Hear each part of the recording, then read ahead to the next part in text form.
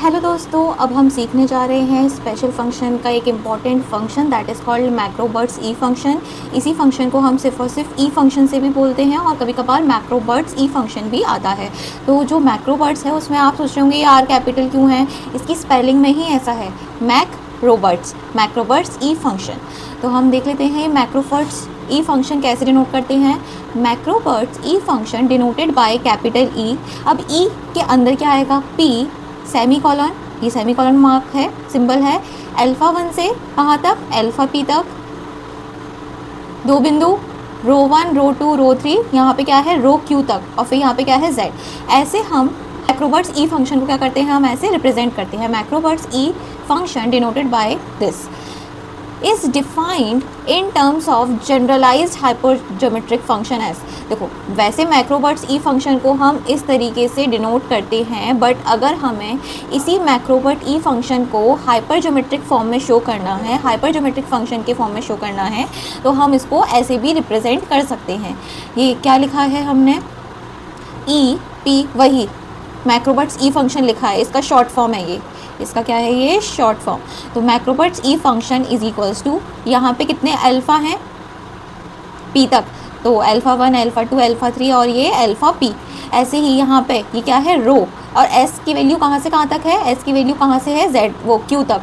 सो रो 1 rho 2 rho 3 कहाँ तक, रो Q तक, इनटू पी एफ क्यू। इसी को हम क्या बोलते हैं, ये हाइपरजोमेट्रिक फंक्शन। ये जो पी है वो बताता है कि न्यूमरेटर में कितनी वैल्यूज़ आएंगी, और ये जो क्यू है वो क्या बताता है कि डिनोमिनेटर में कितने पैरामीटर्स आएंगे।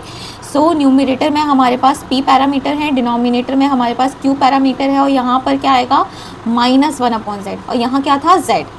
तो ये हमें क्या करना है, याद रखना है। आप सोचोगे कि बस थोड़ा सा ही तो अंतर है, ई की जगह क्या है यहाँ पे पी एफ क्यू, नहीं, यहाँ पे z में भी अंतर है, यहाँ z है तो यहाँ पे क्या है -1/z।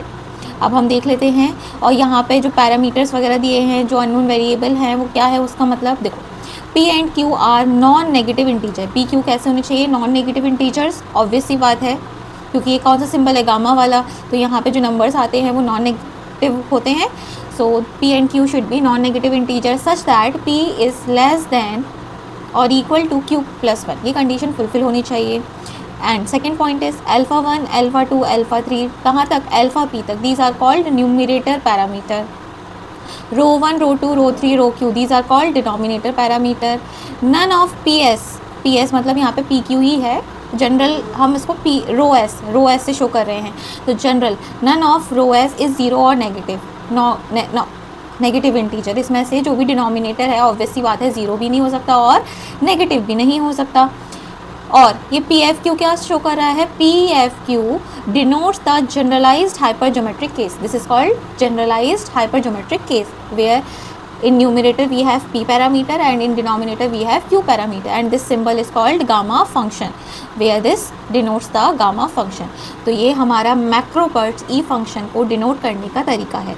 तो आई होप आपको याद हो गया होगा। अगर आपको याद हो गया है तो अब हम एक बार लिख कर देख लेते हैं क्या था MacRobert's E function. Yes, capital E, MacRobert's E function denoted by capital E. Bracket में क्या आ रहा था, यहाँ पे हम पहले बता रहे थे कि हमारे पास क्या है, पी है, कितने अल्फ़ा पी हैं, तो यहाँ पे हमने ऐसे ये वाला सिंबल बनाया। फिर यहाँ पे क्या करेंगे, अल्फ़ा 1 अल्फ़ा 2 अल्फ़ा 3 कहाँ तक, अल्फ़ा पी तक। फिर हमने 2 डॉट बनाई, फिर क्या लिखेंगे हम, वेरी गुड, क्या लिखेंगे हम, बताओ। यस, रो 1 रो 2 रो 3 कहाँ तक, रो क्यू तक। फिर से यही सिंबल जो स्टार्टिंग में लगाया था, और यहाँ पे क्या आ जाएगा, z।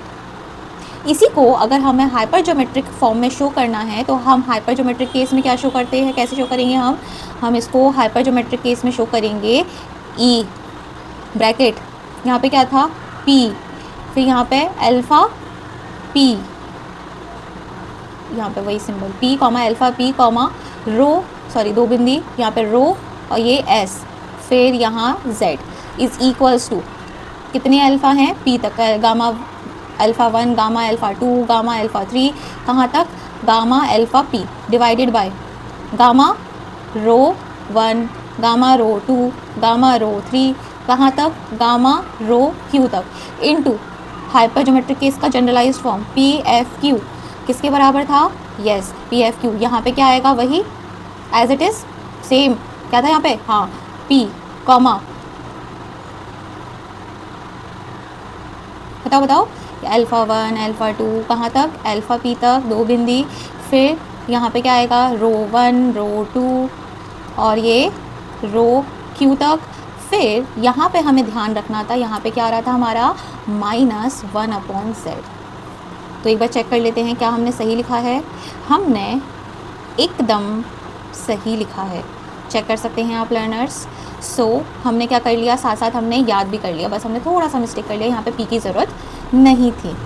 This is called MacRobert's E function. और मैक्रोबर्ट्स ई फंक्शन का जनरलाइज्ड फॉर्म हमने देख लिया कैसे डिनोट करते हैं, और इसी को अगर हमें हाइपरजोमेट्रिक केस में शो करना है तो हम ऐसे उसको क्या करते हैं, रिप्रेजेंट करते हैं।